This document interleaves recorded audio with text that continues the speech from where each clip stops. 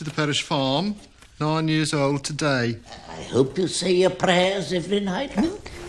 You're serving your country. A beadle named Mr. Bumble takes a young orphan named Oliver Twist to a parish workhouse to meet the board members of the parish. While standing in front of the board members, Oliver cries because he doesn't want to be at the workhouse, and some of the men insult him. Oliver is eventually taken away to join some other kids in picking out the oakum from old ropes. Oliver doesn't know how to do this, but the man in charge of the workhouse tells him to learn from the boy sitting next to him. That night, some of the kids struggle to sleep because they're hungry, and they lament about the situation. And to be taught a useful trade. The next morning, they're given small food portions that can barely satisfy them. After eating his food, Oliver still feels hungry and decides to ask one of the parish workers for more food. The man cannot believe this, and he hits Oliver with a cane and chases him around the dining hall. He eventually tells one of the cooks to fetch Bumble. Shortly after, Bumble heads over to inform the board members that Oliver asked for more food. Interestingly, the board members are having a feast, and their leader seems pissed that Oliver dared to ask for more food. Please, sir, I want some more. The next day, an advert is placed outside the workhouse, calling for people to pay £5 to get an apprentice. A chimney sweep, Mr. Gamfield, sees the advert and goes into the workhouse to pay for the apprentice. Gamfield tells the board members about his job, and even though it doesn't seem easy for a child, they don't complain about it. Gamfield and Oliver are then taken to the parish to finalize the deal. We're all hungry. Yes, but I'm frightened. Before one of the senior members of the parish signs off on Oliver to become Gamfield's apprentice, he sees Oliver crying and asks what's wrong. Bumble tries to stop Oliver from talking, but the senior parish member scolds the beadle. Oliver then says he doesn't want to go with Gamfield, and after the parish members talk about it, they accept his request. The next day, when a local undertaker named Mr. Sourberry visits the workhouse, Bumble asks if he needs an apprentice. Sourberry seems interested in the offer, and he tells Bumble to bring the boy to him. How comes an orphan to have any name at all? That night, Bumble finalizes the deal and takes Oliver to Sourberry's house. Oliver doesn't look happy to be there, but Mr. Sourberry seems excited and calls his wife, Mrs. Sourberry, to come and look at their new apprentice. When Mrs. Sourberry sees Oliver, she complains that he looks small, but Bumble says he'll surely grow bigger. Mrs. Sourberry doesn't seem happy about this because she'll have to feed Oliver well enough to make him grow. She also laments that workhouse boys always cost more to keep than they're worth. Perhaps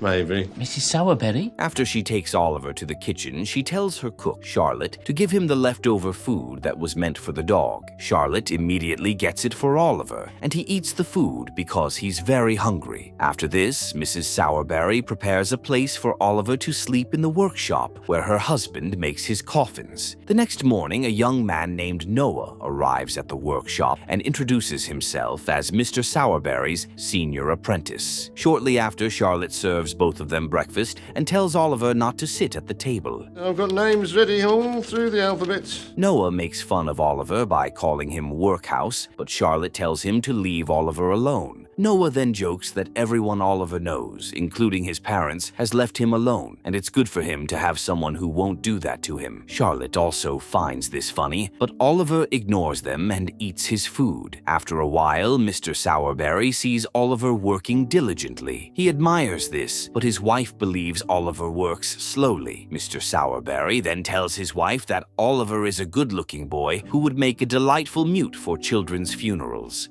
You look pale and alarmed. His wife doesn't object to this, and Mr. Sourberry allows Oliver to work as a mute. Noah seems jealous about this, and he tells Charlotte that Oliver is a sneaky boy who will be hanged in the future. The next day, while Oliver is having breakfast, Noah insults his mom, and this gets him pissed. As he attacks Noah, Mrs. Sourberry and Charlotte eventually show up to hold him back and lock him up. Mrs. Sourberry then tells Noah to go and call Bumble so that Oliver can be flogged. When Bumble arrives, he says he expects expects Oliver to be trembling at the sound of his voice. I've never known such an idle boy. However, Oliver says he's not trembling, and this leaves Bumble shocked. He then tells Mrs. Sourberry that Oliver is now violent because he has been overfed. Mrs. Sourberry says she regrets feeding him well, and as Mr. Sourberry returns home, he asks what's happening. After he learns that Oliver attacked Noah, he looks shocked and says that Oliver is a well-behaved boy. Oliver then defends himself and says that Noah insulted his mom. Well, I'm very sorry, and I pity you very much. Mrs. Sourberry doesn't think there's something wrong with that, and she says that Oliver's dead mom deserves everything Noah said. Oliver immediately talks back angrily, and Mrs. Sourberry pretends to be hurt by his comments. Mr. Sourberry looks confused, but his wife tells him to do something to punish Oliver. Following this, Mr. Sourberry reluctantly flogs Oliver, and Noah looks pleased. The next day, Oliver sneaks out of the house with some food and begins his journey to London to find a better place to live. And you trembling while I speak, sir? After a few days walking toward his destination, he runs out of food and stops at a nearby house to ask if the owners can help him. Unfortunately, the man of the house looks pissed and says he doesn't want beggars near his property. Oliver looks disappointed and continues his journey, but he eventually passes out on the way. Luckily, an old woman living in a nearby house sees him and carries him inside. She also prepares some food for him and asks where he's going all by himself. Oliver says he's going to London, and the woman looks shocked because it's still a few miles away.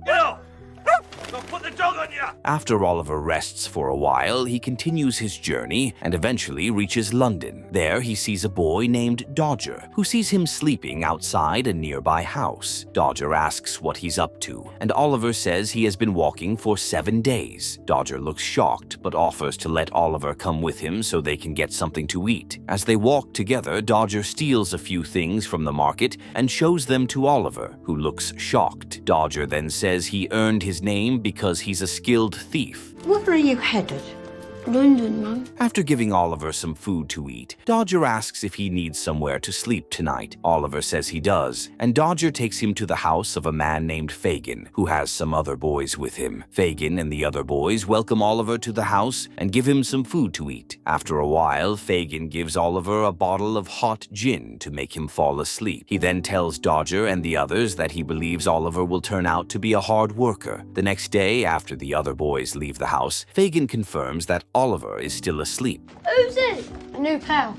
After this, he brings out his secret box of jewelry and admires the things inside. Almost immediately, he sees Oliver staring at him and looks shocked. He then approaches Oliver angrily and asks if he has been awake for a long time. Oliver says he only just woke up, and Fagan asks if he has seen the box of jewelry. Oliver says he has, and Fagan says they are the things he's keeping for when he gets really old. He also tells Oliver to keep his secret, and Oliver agrees. Oliver, what you must have? Shortly after, the other boys return to the house, and Dodger gives Fagan the bread he stole. Fagan then shares the bread and asks the kids for the other things they stole. Interestingly, it turns out that Fagan is actually a criminal who sends the kids out to steal every day. As he then talks about picking pockets, Oliver says he wants to learn so he can help out like the other boys. The next day, Fagan teaches Oliver how to be a pickpocket by showing him how Dodger and the other boys do it.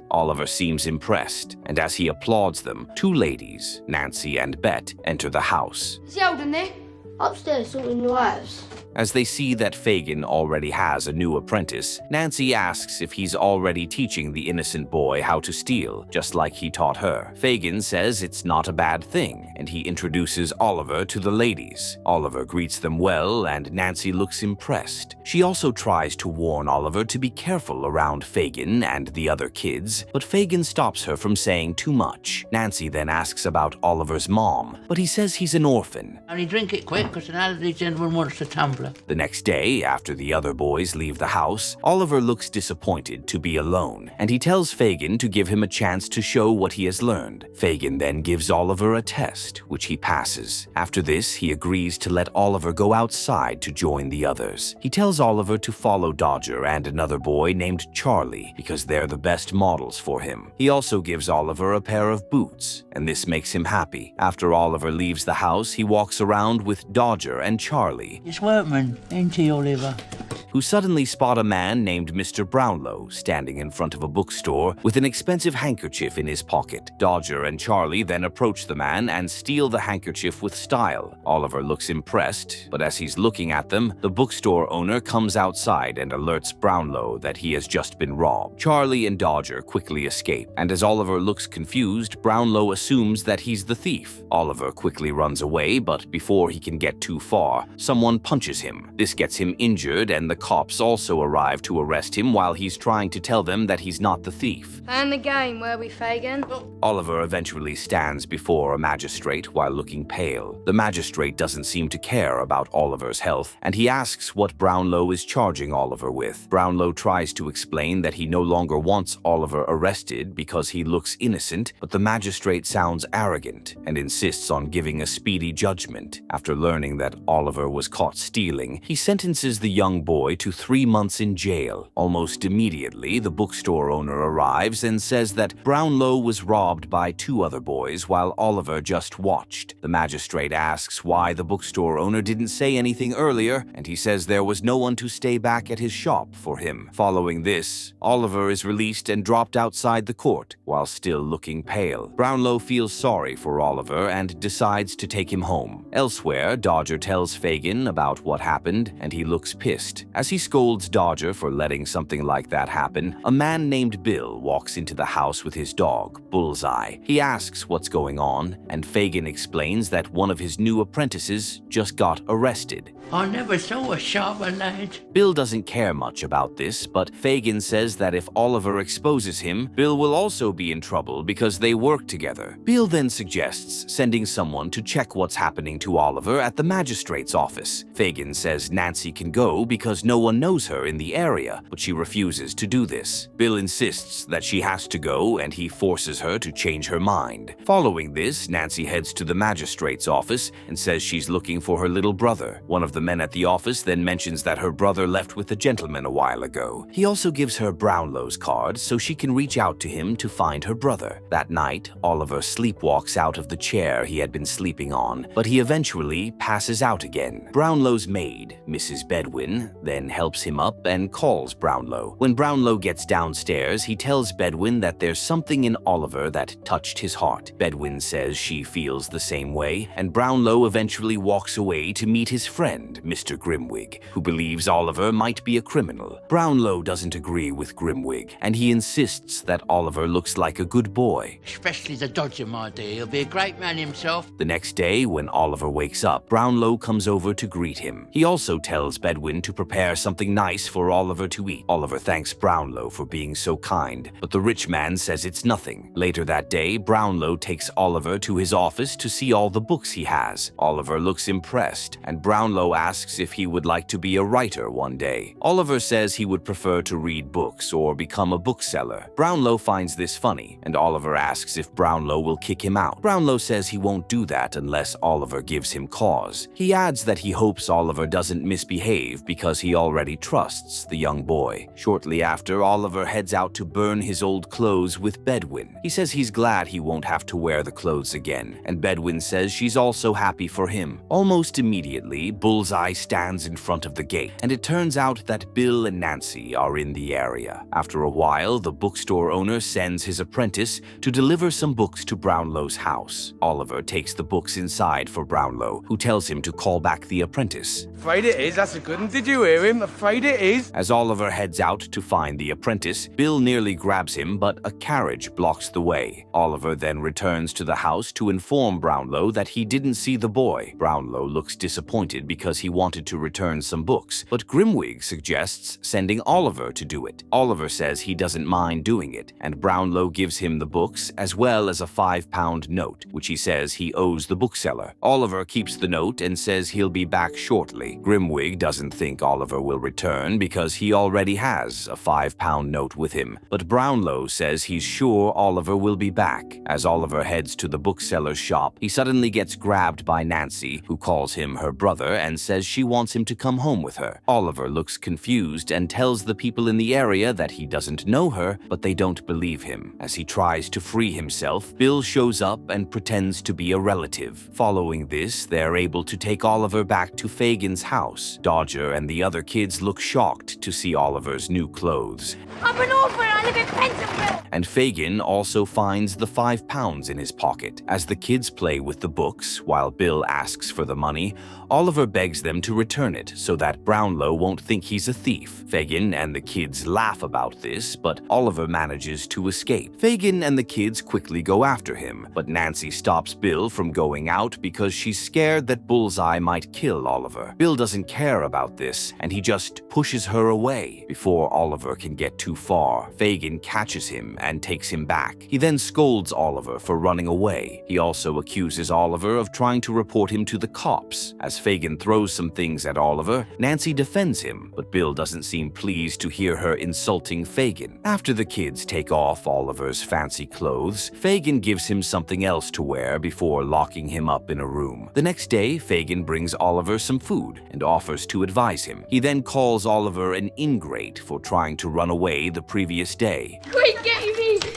Thank you! He also tells Oliver about a boy who once tried to report him to the cops. He says the boy was eventually framed and hanged for crimes he didn't commit. Oliver doesn't say anything, but Fagan tells him not to end up like that boy. That night, Dodger calls Oliver to come and clean his boots. While he's at it, Dodger asks about Brownlow's house, and Oliver says he enjoyed it there. Dodger doesn't like this, and Fagan sends Oliver to Bill's house. On the way, Nancy says she wishes she could help Oliver, but there's nothing she can do. She adds that Oliver shouldn't talk back to Bill if he doesn't want any trouble. As they get to the house, Bill loads his gun and threatens to kill Oliver if he says a word when they go out together shortly. Oliver looks really scared and promises to cooperate. After this, Bill takes Oliver to meet his friend, Toby, and the two men prepare for a robbery. They eventually leave the house with Oliver, and as he notices that their target is Brownlow, he begs them not to let him rob the man who helped him. Bill doesn't care about this, and he threatens to kill Oliver if he doesn't go in through the window to open the front door. Barney, a glim. Show the gentleman in.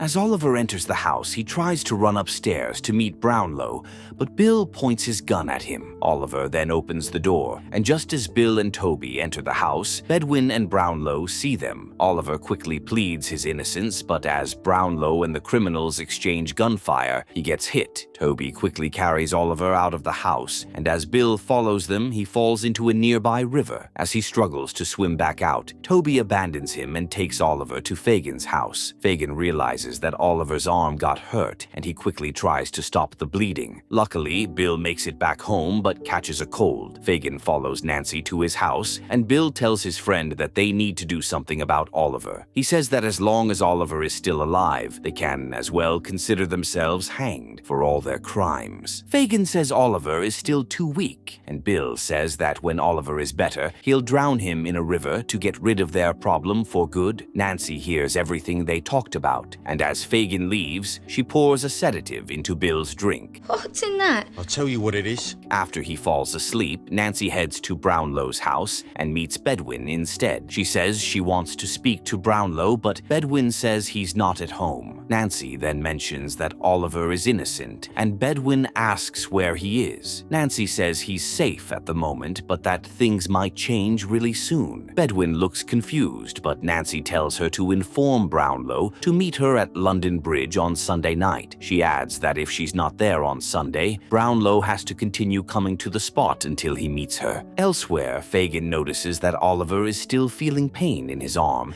and he helps him apply a balm on it. Oliver thanks Fagan and says he'll forever be grateful. He adds that he'll always remember it, and Fagan says no one knows how long that will be. Shortly after, Fagan heads to Bill's house to talk about when to kill Oliver. They agree to do it in a day or two, and Nancy tries to leave the house. Thank you, sir. put through the Aiken Royal. Bill looks surprised and wonders what she's doing, but she says she just needs to get some air. Bill says he won't let her go out at night, but Nancy tries to force her way through. Bill still stops her, and Nancy then begs him to let her step out for a while. Bill still refuses, and as Nancy decides to stay back, she starts laughing hysterically. Bill looks confused, but Fagan jokes that it's probably nothing. When Fagan is ready to leave, Bill tells Nancy to carry a light out for him. As she follows Fagan to the door, he asks why she was acting strangely earlier. He says she can confide in him because he's her old friend, but Nancy says she's fine. Fagan doesn't believe this, and when he leaves, he finds Dodger and tells him to watch Nancy for a few days to see if she does anything suspicious. The next night, Nancy goes to London Bridge to meet Brownlow and tell him where Oliver is. She also keeps Bill's name out of her story because she loves him, but she gladly mentions Fagan's name and tells Brownlow to report him to the cops because Oliver is in danger. I thought I tamed her of that. Interestingly, Dodger is standing nearby and he hears everything. Brownlow offers to pay Nancy for the information, but she says she didn't do it for the money. Elsewhere, Fagan and Bill prepare to leave the house with Oliver, who is already asleep. Almost immediately, Dodger returns home and tells them that Nancy just told Brownlow about Fagan and Oliver. Even though she didn't mention his name, Bill seems really pissed and angrily heads home to meet Nancy. Fagan then tells Dodger and the other kids to pack their things and head to Toby's house to hide. After the kids leave, Fagan packs some of the things in his secret jewelry box and decides to take Oliver with him as a bargaining chip. Meanwhile, Bill arrives home and beats Nancy to death out of anger. The next day, Bette discovers Nancy's dead body inside the house, and she immediately alerts everyone. Elsewhere, Bill tries to leave London. More information has reached your correspondent. But decides to go back to get some money from Fagan so he can just head to France. When he gets back to London, he tries to tie Bullseye up, but the dog runs away. Meanwhile, Toby buys a newspaper and reads the top story to Fagan and the kids. The story happens to be about Nancy's death and how Bill is responsible for it. The story also mentions that Nancy's death comes just after she reported Fagan for kidnapping Oliver. Fagan looks disappointed because he's now wanted, and he starts thinking of what to do next. Elsewhere, Bullseye walks close to a bar where someone spots him as Bill's dog. While Brownlow is at the police station asking for a progress report on the search for Oliver, an officer comes in to mention that Bill's dog has been found. That night, Bill visits Toby's house, but Dodger and the other boys don't want him to come in. Toby eventually allows Bill to come in, but he doesn't look happy to see the way Fagan and his boys are staring at him. Wanted for the abduction of a young boy? Fagan says it's not safe for Bill to be there, but Bill doesn't care much about this. Almost immediately, he hears Bullseye barking outside and tells Dodger to go and get him. Dodger refuses to go, and he calls Bill a monster. He also mentions that he wouldn't hesitate to report Bill to the cops if they showed up at Toby's house. Bill angrily tries to attack Dodger, but the young boy knocks him down. Interestingly, it turns out that Bullseye has led the cops and many of the residents to the house to find Bill. As Dodger sees them outside the window, he tells them to come inside to arrest Bill. Bill realizes that he's really in big trouble, and he grabs Oliver. Fagan says Oliver is meant to be a bargaining tool for him and the kids, but Bill doesn't care about this. He then tries to escape while holding Oliver close so that the cops won't shoot him. As he tries to swing past a small pool of water, he ends up hanging himself, and everyone looks shocked. Oliver also looks scared. Get back here! Get back here! And he slowly steps back. A while later, Oliver returns to Brownlow's house and starts reading books. One day, when Grimwig visits them, Brownlow gets his friend to apologize to Oliver for misjudging him. Grimwig does this and raises a toast to celebrate Oliver. Interestingly, Bedwin notices that Oliver isn't happy, and she asks what's wrong. At dawn, Brownlow takes Oliver to the prison and asks if Oliver is sure that he really wants to go through with his plan. Oliver says he is, is, and Brownlow takes him inside and says he wants to see Fagan. One of the wardens suggests letting Oliver stay outside, but Brownlow insists that he wants to see Fagan. When he enters Fagan's cell, he notices that Fagan is now mentally unstable and saying random things. Oliver then approaches Fagan and thanks the old man for being kind to him. Fagan looks pleased and promises to give Oliver his secret jewelry box if he helps him escape. Oliver says he wants Fagan to say a prayer with him, but Fagan seems quite restless. Even at the cost of some pain and fear. Oliver then says he prays that God forgives Fagan for all his sins. The warden asks if Oliver has anything else to say, and he says he doesn't. After this, he leaves the prison with Brownlow, just as people start arriving for Fagan's execution. As they enter the carriage, Oliver looks sad, but Brownlow consoles him on their way home. After Oliver Twist moves to London in search of a better life, he meets a boy named Dodger, who introduces him to Fagan and his group of pickpockets. While spending time with them, he wrongfully gets accused of stealing, but the charges are eventually dropped. Luckily, he gets adopted by a kind man named Brownlow, but Fagan still sees Oliver as a threat who could expose him to the cops. Despite several attempts to frame or kill him, Oliver survives and gets the peaceful life he deserves while his enemies meet their downfall.